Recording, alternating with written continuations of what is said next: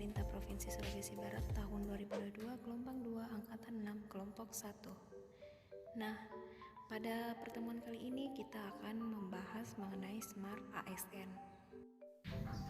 Aparatur sipil negara atau ASN dituntut optimalkan teknologi informasi seiring adanya percepatan transformasi digital birokrasi yang semula bersifat konvensional dan manual berubah menjadi organisasi yang berbasis digital. Literasi digital banyak menekankan pada kecakapan pengguna media digital dalam melakukan proses mediasi media digital yang dilakukan secara produktif, menurut Kurnia dan Wijayanto tahun 2020. Seorang pengguna yang memiliki kecakapan literasi digital yang bagus tidak hanya mampu mengoperasikan alat, melainkan juga mampu bermedia digital dengan penuh tanggung jawab. Kompetensi literasi digital tidak hanya dilihat dari kecakapan mengguna media digital atau digital skills, namun juga budaya menggunakan digital atau digital kultur, etis menggunakan media digital atau digital ethics, dan aman menggunakan media digital. Kerangka kurikulum literasi digital yaitu 1. Digital skill. Digital skill yaitu kemampuan mengetahui, memahami, dan menggunakan perangkat keras dan piranti lunak, teknologi informasi dan komunikasi serta sistem operasi digital dalam kehidupan sehari-hari. 2. Digital culture, di mana kemampuan membaca, menguraikan, membiasakan, memeriksa, dan membangun wawasan kebangsaan, nilai Pancasila dan Bhinneka Tunggal Ika dalam keseharian, dan digitalisasi kebudayaan melalui pemanfaatan TIK. Yang ketiga, digital ethics, yaitu kemampuan menyadari, mencontohkan, menyesuaikan diri, merasionalkan, mempertimbangkan, dan mengembangkan tata kelola etika digital atau netiquette dalam kehidupan sehari-hari.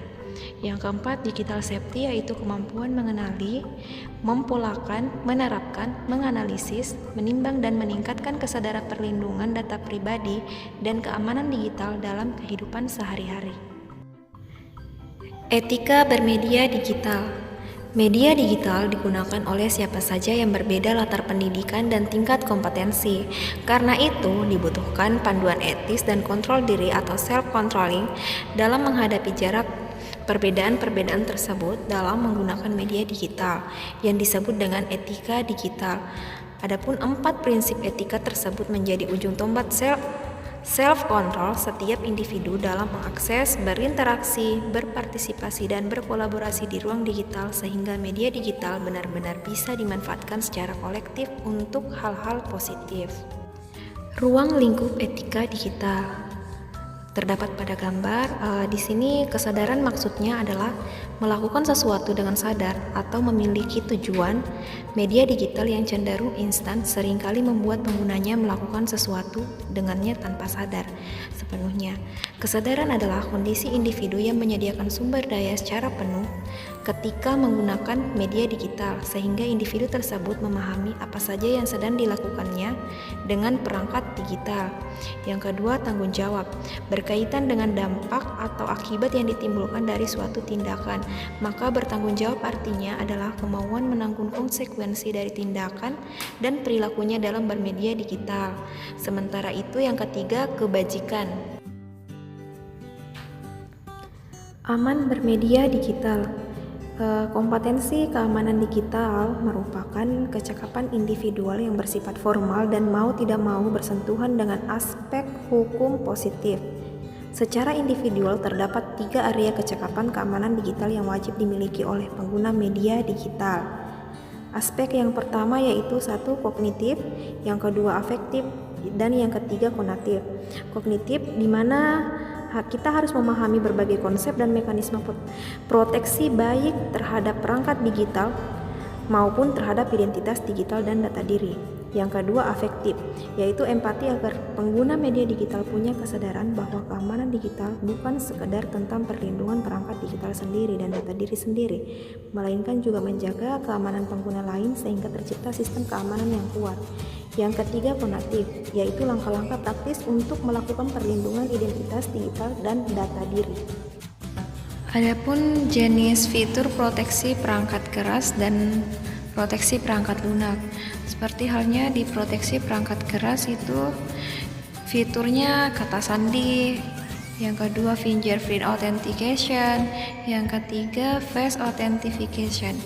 Untuk jenis fitur proteksi perangkat lunak itu bisa berupa Find My Device.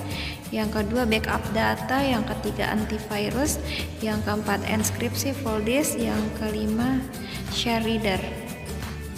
Literasi digital dan implikasinya.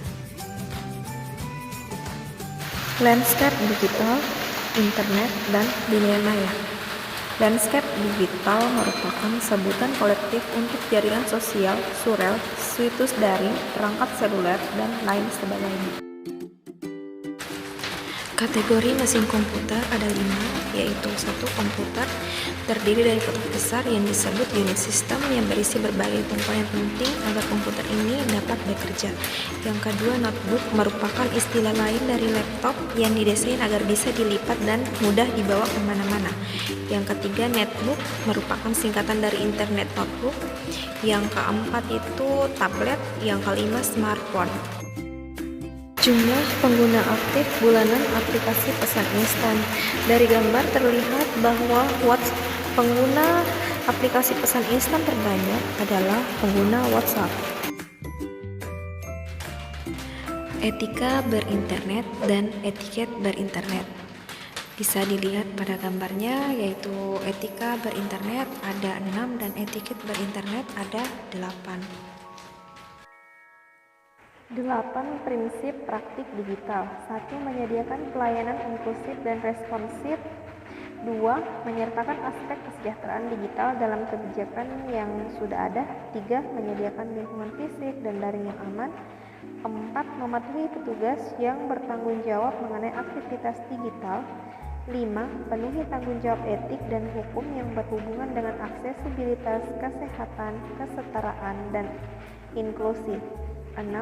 Menyediakan pelatihan, kesempatan belajar, pendampingan, dan bantuan partisipasi dalam kegiatan digital. 7. Memahami potensi dampak positif maupun negatif dari aktivitas digital pada kesejahteraan individu. 8. Menyediakan sistem, perlengkapan, dan konten digital yang inklusif yang mudah diakses. Hak dan kewajiban dalam dunia digital. 1. Akses dan tidak diskriminatif. 2. Kebebasan berekspresi dan mendapatkan informasi. 3. Kebebasan berkumpul, berkelompok, dan partisipasi. 4. Perlindungan privasi dan data. 5. Pendidikan dan literasi. 6. Perlindungan terhadap anak. 7. Hak mendapatkan pertolongan terhadap pelanggaran hak asasi. Contoh penerapan Smart ASN sesuai dengan bidang tugas. Sebelum kita membahas contoh penerapan Smart ASN sesuai dengan bidang tugas, terlebih dahulu kita harus tahu apa itu tugas perawat. Tugas perawat yaitu melakukan kegiatan pelayanan keperawatan yang meliputi asuhan keperawatan dan pengelolaan keperawatan, tertuang dalam Permen Pan-RAP nomor 35 tahun 2019. Asuhan keperawatan meliputi 1. Pengkajian, 2. Diagnosa, 3. Intervensi, 4. Implementasi, dan 5. Evaluasi. Adapun penerapan Smart ASN dalam tugas perawat dengan tujuan instansi yaitu 1. Meningkatkan kompetensi di bidang keperawatan dengan mengikuti seminar atau pelatihan. Berikut adalah gambar di mana perawat mengikuti sebuah kegiatan seminar online untuk meningkatkan kompetensinya. Yang kedua, aktif dalam bersosial media untuk berbagi informasi terkait kesehatan terkini dengan mengedepankan etika dan cakap digital. Yang ketiga, kolaborasi dengan tim medis lain terkait dengan kondisi dan perawatan pasien melalui pesan digital atau misalnya WhatsApp. Penggunaan sistem informasi dan manajemen rumah sakit untuk mempermudah dalam pendokumentasian keperawatan dengan menggunakan komputer, laptop, ataupun smartphone. Dengan adanya sistem tersebut akan mempermudah dan mengefisienkan waktu dalam pemberian asuhan keperawatan dan pendokumentasian tindakan keperawatan. Berikut adalah bentuk pengaplikasian SIM RS di RSUD Provinsi Sulawesi Barat.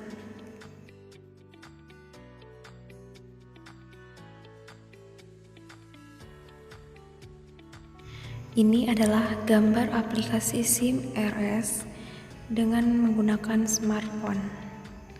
Sekian dari informasi penerapan Smart ASN yang saya sampaikan, semoga bermanfaat. Wassalamualaikum warahmatullahi wabarakatuh. Sampai ketemu lagi.